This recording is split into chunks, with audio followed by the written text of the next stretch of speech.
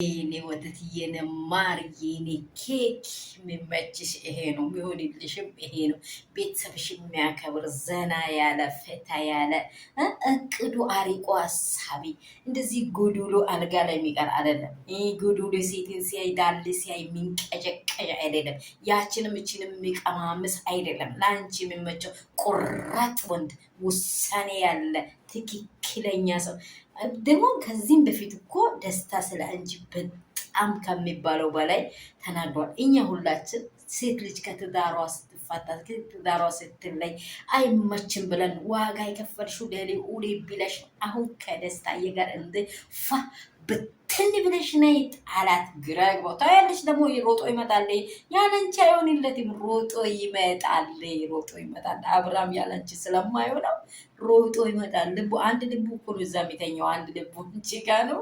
ሮጦ ይመጣል። ቢመጣ እንኳን አትቀበይ። በቃ እኔ ነኝ መጀመሪያ ከትዳርሽ ውጭ ያልኩት። ቢመጣ እንኳን አትቀበይ። የምሬን ነው የምልሽ። በቃ አየነው አይደለ?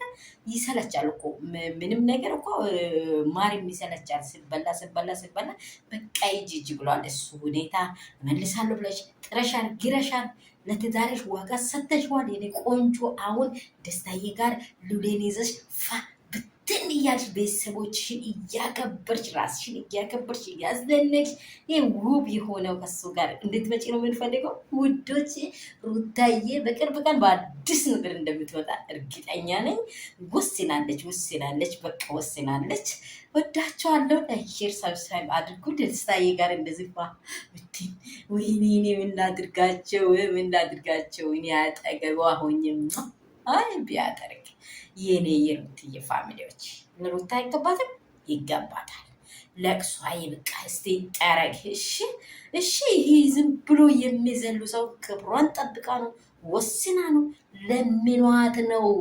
ተለምና ወርቅ ሆነች። ተለምና ብያቸዋለሁ። ሴት ልጅ ወርቅ በእሳት እንደሚፈተን አንድ ሴት በጽናት ትፈተናለች ብያቸዋለሁ። እንደዚህ ተፈትና ነው በቃ ሁሉም ሩታን የሚለው እንደየጸባዩ ንግስት ነግሯ በልጇ ያላት ቦታ ፈታ እያለች ነው።